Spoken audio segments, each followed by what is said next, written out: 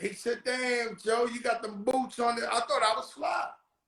One thing I'm not going to do is act my age with clothes. When people say, yo, dress your age, I'm not going to do that. I'm also not going to dress like a teenager, like, yo, chubby chub. I'm not going to dress. You know, there's some guys that they my age that they keep wearing the teeny bopper shirts. And like, yo, bro, we know you're not 18. We know you're not 18. Don't dress old, just fly. But we know you're not 18. When you're trying to wear the shit and acting like you're not 18, bro. We know you're about 48, 49, maybe 50.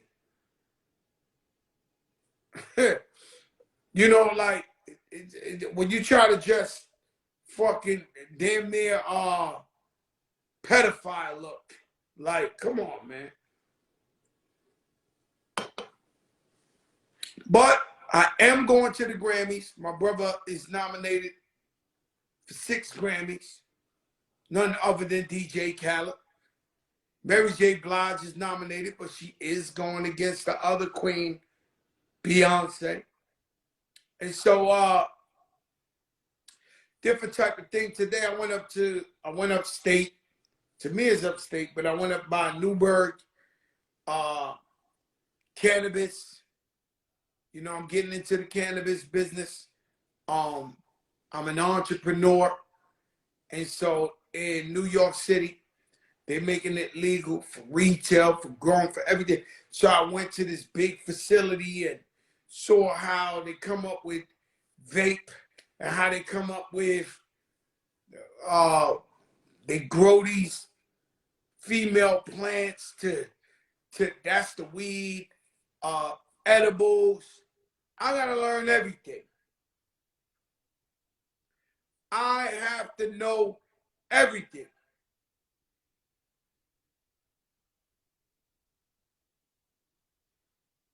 And so I'm out there trying to figure it out. Because I'm definitely in the cannabis business. I see you, Erica Ford. You got one of the first licenses. Non-for-profit, and you deserve it. You've been putting your work in the streets forever.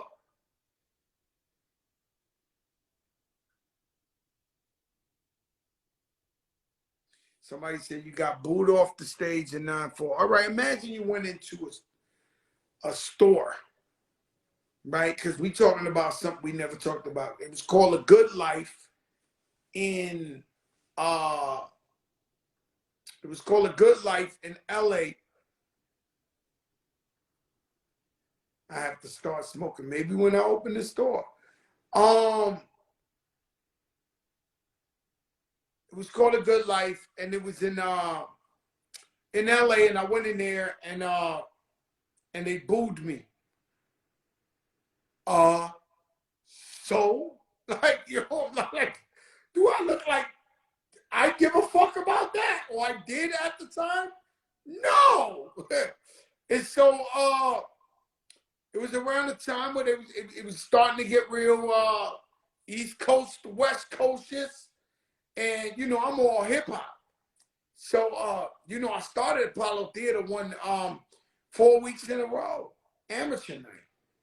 You know, I started out in every party you could think of, hip-hop, lyricist lounge, this, that, rapping, ripping down shows. I started out being a hype man for BDP and KRS-One. You can't get more embedded in the soil. And so if you asking me, yo, Joe, I heard you got booed. They chose the 20 people in attendance at the Good Life that night chose that they didn't like the fat guy. Do you know how many times those guys who booed me had to hear Fat Joe songs on the radio in LA? Do you know how many thousands of times it was proven to them that they were wrong? I go to LA radio and thank you guys. I love you. I can't go over there one day without hearing Lean Back, What's Love, this. LA radio has supported me my whole entire career. And I am grateful for it to the highest of levels. But do you know how many times these guys have been proven to be wrong for booing me at The Good Life? Come on. Who won The Good Life? Who got cheered for? Could somebody who knows about The Good Life tell me who got cheered at The Good Life? Who did they go, ah? Are they still around? 28 years later, in 9/4 Life Camp concert with Tupac in Queens, Erica Ford. That's where I met you in 9/4. But I'm saying, is anyone they cheered for at The Good Life still relevant, still around?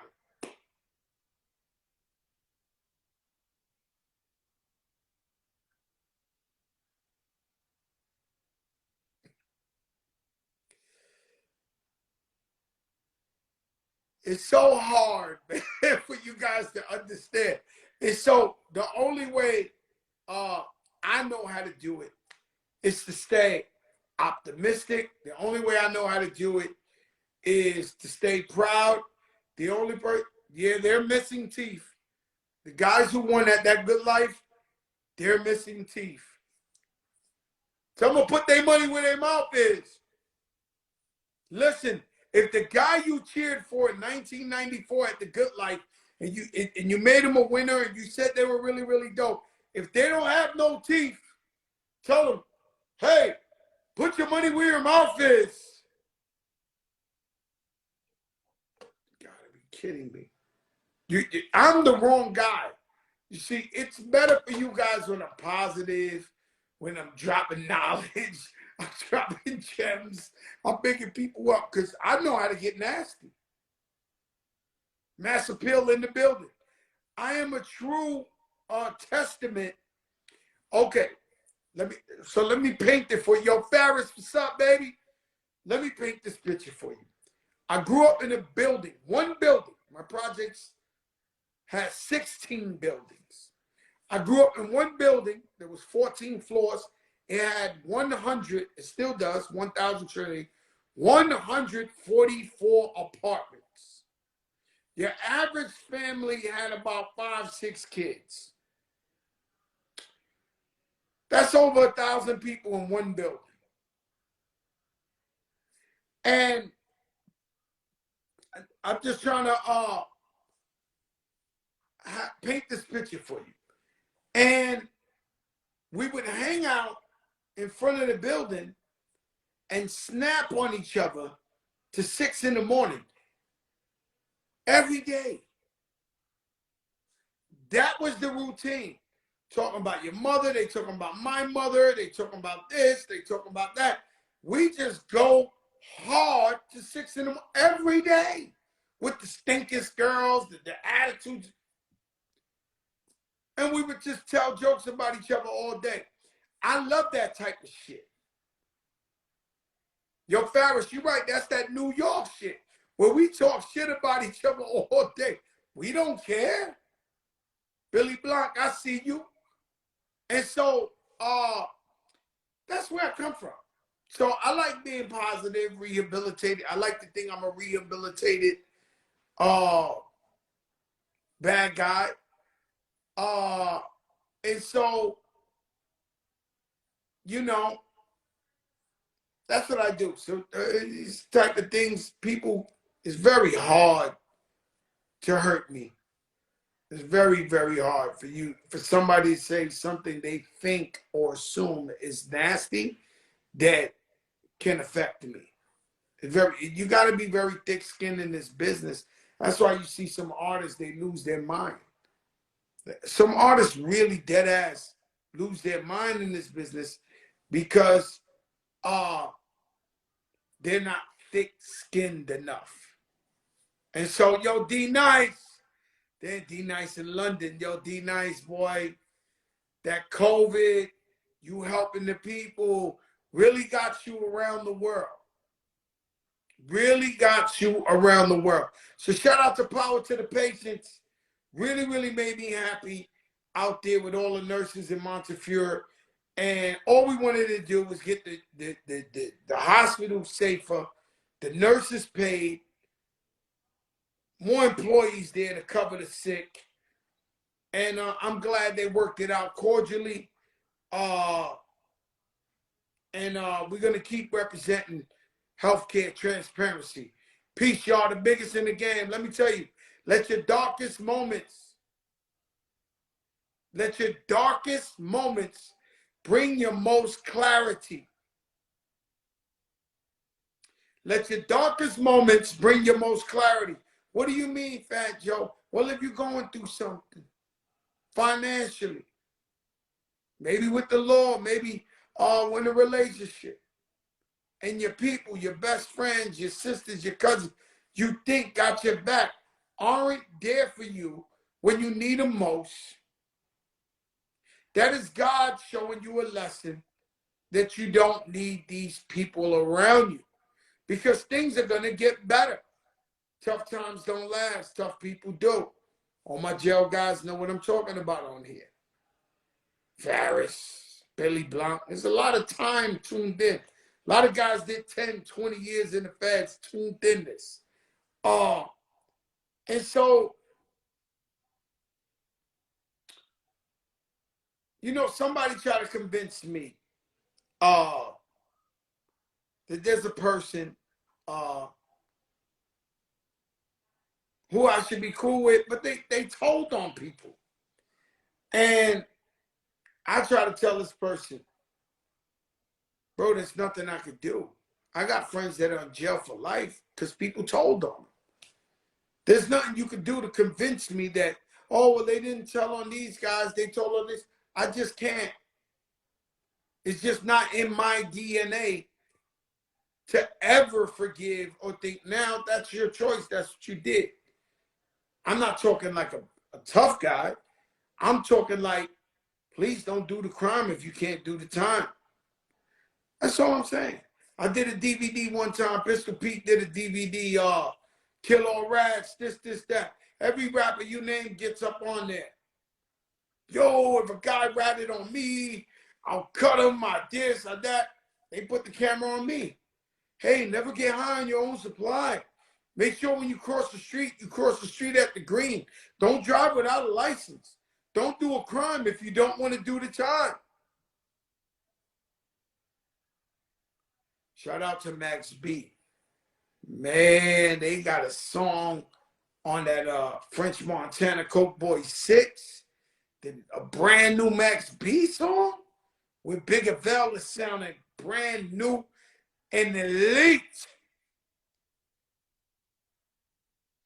Max B, the Wave Guard, sounds elite on that tape. Chubby Chub, he sounds elite.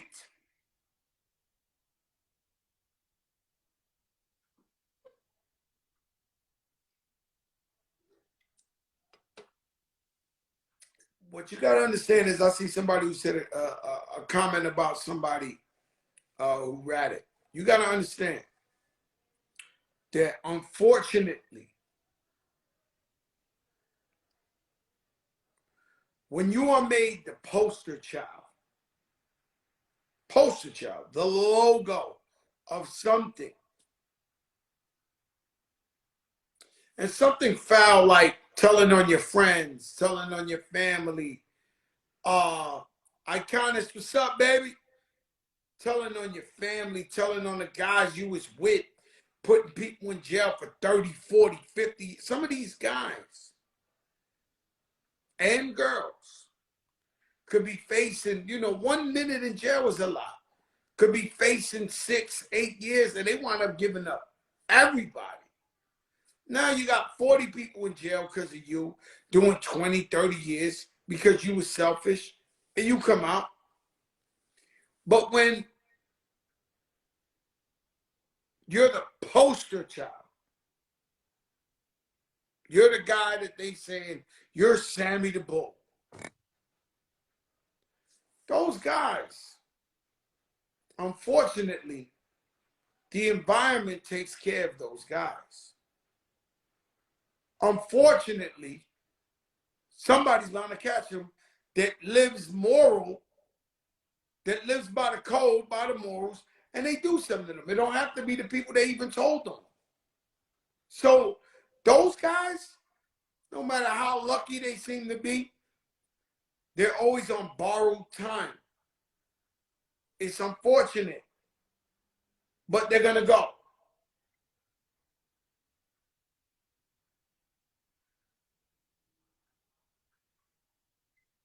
And so it's nothing for me to say. It's nothing for me to do. It's not my business. And so my thing is, I don't care how much you're doing. You know, sooner or later, time's up. Got nothing to do with me. God told me one time, this guy told on a bunch of Italian guys, I don't even know. Right? So I used to see him in the clubs in Miami all the time. And before he told, he was a serious dude, get busy dude on the street.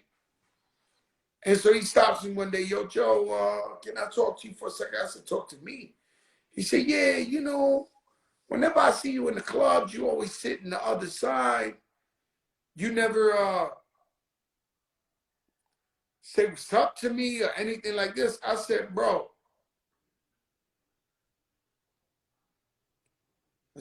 I'm a rapper.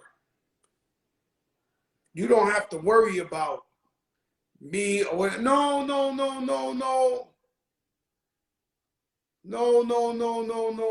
I know who you are from the streets. I don't know what you stand for. I said, well, what do you want me to do? I just rap. You don't have to worry about me. Nah, but I know you're a real dude, so what you want me to do? You know what you did. You know the choice you made. I'll pray for you. Nothing I can do about it. What, you want me to be cool with you and smile at you and talk to you? Listen, man, I got my way of life. You have yours. Unfortunately, you made your choice.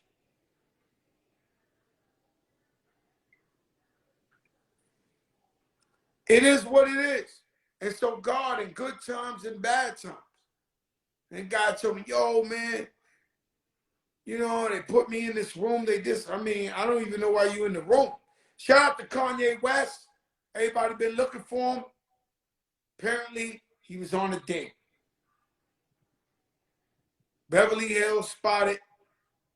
Young lady, don't know who it is, but they were looking amazing. Like he's having a great time.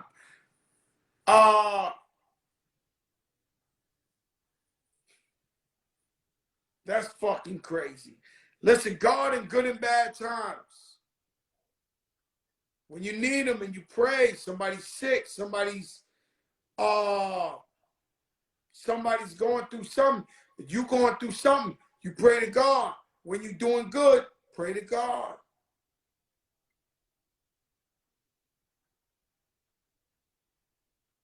Pray to God and always have God on your side. Peace, y'all. We the biggest in the game.